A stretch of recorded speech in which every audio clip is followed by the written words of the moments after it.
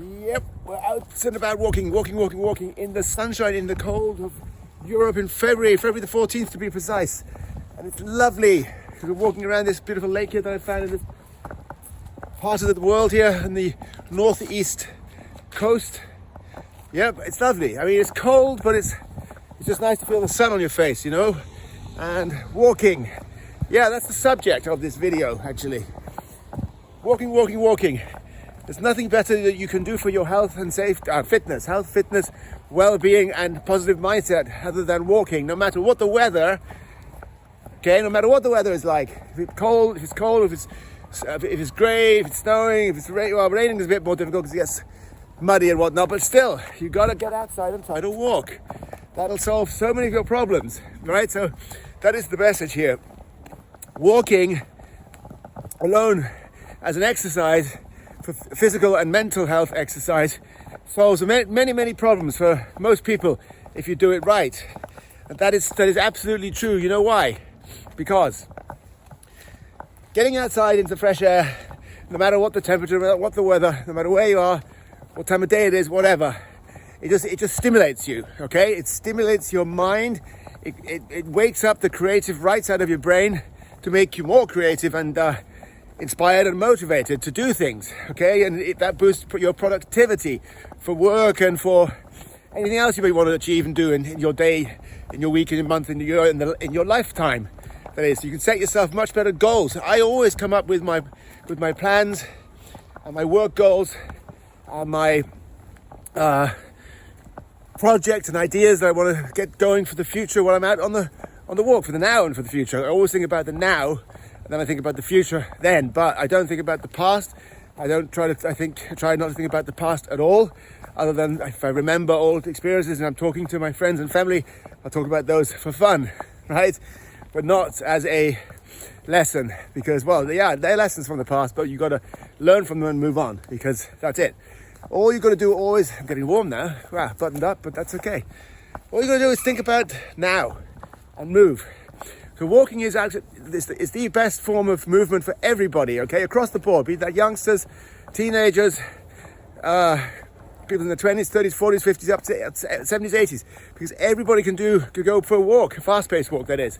You've got to try to keep walking as fast as you can. Very, very important to remember that. Why? Because if you're walking at a slow pace, then you're not jacking up your heart rate enough. And that is the problem, because most people just walk slowly and then it does help. It doesn't really do very much. So you've got to make an effort to walk fast, okay? So I call it fast-paced walking for a reason, because it gets up your heart rate to a fat-burning zone, which in my case, let me have a look, what my heart rate is at, it's 114. So that's perfect, because my aerobic heart-burning rate, fat-burning rate, it goes up to maximum 130. So 110, 114, 115 is perfect for a good 30, 45 minute walk. It'll burn a lot of fat and make my legs stronger, my bones more dense. So it protects against osteoporosis as well, which is very, very important for everybody, particularly women who are getting older. Walking is ideal because, well, as you have impact, the impact isn't that strong, like running, for example, or other ball games like tennis, squash, badminton and so on, and football, whatever. All those sports are very, very bad for your bones and for your joints because they ruin them eventually. That's the bottom line. That's the truth. And walking does none of those things. So that's why I advocate walking as the healthiest thing for human beings to do on a cardio level. You know, cardiovascular health. That's your heart health. Okay. Heart health and lung health and organ health, which is super important to remember, because without a strong cardiovascular system, you're buggered.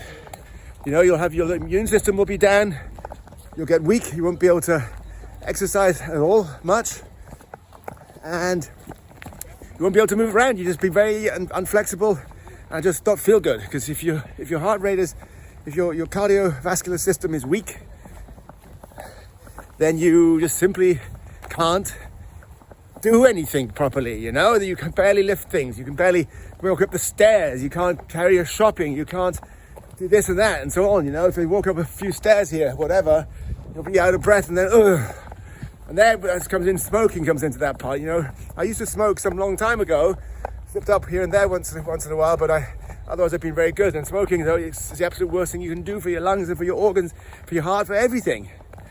Okay, so anyway, that's the physical side. But it builds muscle, strengthens your joints, strengthens your bone density. Very, very important.